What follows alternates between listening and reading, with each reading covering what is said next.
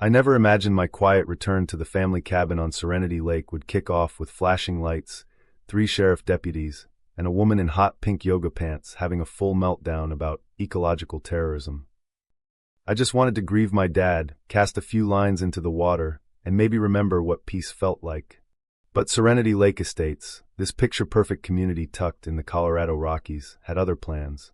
And leading the charge was Meredith Vance, the self-crowned queen of the HOA. It was barely 7:45 a.m. The air was that perfect crisp mountain bite, the kind that clears your head. I just stepped onto the dock with my dad's old world's best fisherman mug when she appeared like a bad omen. Tall, rail-thin, blonde hair in a ponytail so tight it was pulling her eyebrows up. Clipboard in one hand, a trembling ball of fluff Pomeranian in the other, and oversized sunglasses hiding eyes that probably hadn't blinked since 2018. "Mr. Reed," she barked, her voice like nails on a chalkboard wrapped in fake politeness.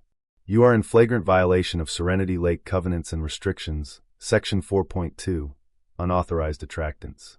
That contraption must be removed immediately." I looked at the simple bird feeder I'd hung that morning, a little wooden one my dad and I built when I was 10. "You mean feeding birds?" She gasped like I'd confessed to arson. "Birds disrupt the delicate balance. They spread seeds indiscriminately and attract rodents. This is not a wildlife sanctuary. This is a planned community. Do you have any idea how this affects property values?" Before I could laugh, she had her phone out. "I'm calling the sheriff. This is a community matter." 10 minutes later, the cavalry arrived. 3 cruisers rolling up my long driveway. Deputies looking confused as hell seeing me in sweatpants. One deputy approached. "Ma'am, what's the issue here?" Meredith launched into her sermon.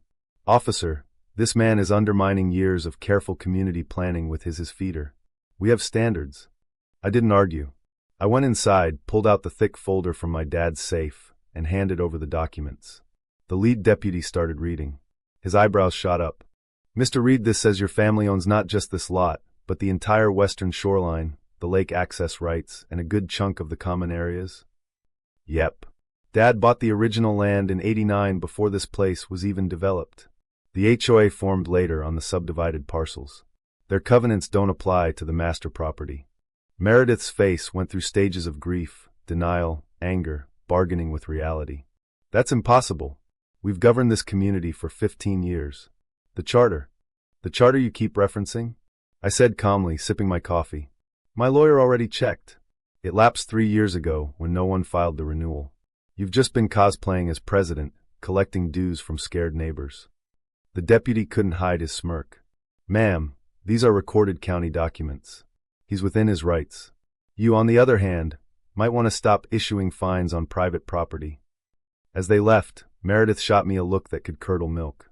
"This isn't over, Mr. Reed. The community won't stand for this chaos." Over the next weeks, the harassment turned professional. Fake violation notices appeared on my windshield. Visual pollution, remove feeder or face $150 fine. Signs popped up on trails near my property. HOA approved access only, violators prosecuted. She even had the audacity to have her volunteers move my survey stakes 20 feet, trying to claim part of my dock. I documented it all. Quietly. My dad always taught me, let them swing first. Then show them the size of the bat. I visited the county recorder's office in town. Turns out Meredith wasn't just overzealous.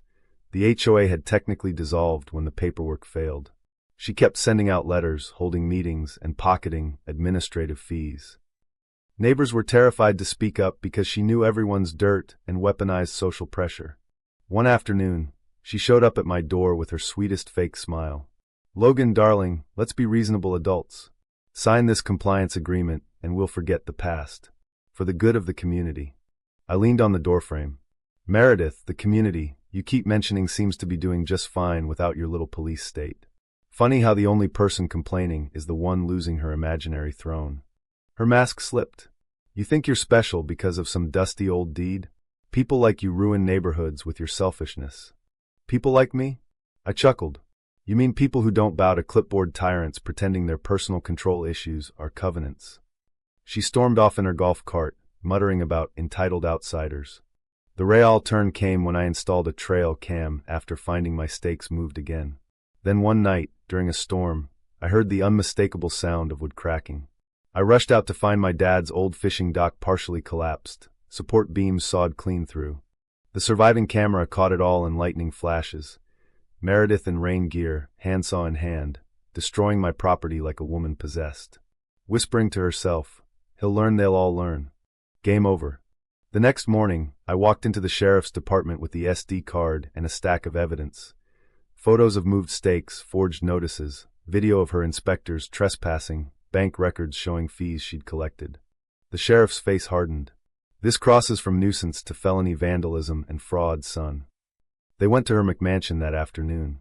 I watched from across the lake as deputies escorted her out. She was screaming about rights and misunderstandings, but the jig was up. Turns out her own backyard had an illegal retaining wall blocking natural water flow, the very ecological crime she accused others of. Fines piled up. Lawsuits from neighbors followed. Her kingdom of fear collapsed overnight. People started talking. She fined me $200 for Christmas lights being too bright. She threatened to report my dog for barking at 6 p.m. The HOA was officially dissolved by county order. Residents breathed for the first time in years. As for her house, it went into foreclosure. When the realtor called asking if I was interested, I thought about my dad's words. "Land isn't for ruling, Logan. It's for tending." I bought it, gutted the sterile modern interior, and turned it into the Lake Haven Retreat, a free stay spot for veterans, families going through loss, and anyone needing mountain air without judgment. The only rule: respect the land and your neighbors. No clipboards allowed. Months later, walking the ridge with new friends from the retreat, I found the old family boundary marker my dad and I placed years ago. Brushed the dirt off, smiled, and felt that weight lift. The lake was calm again.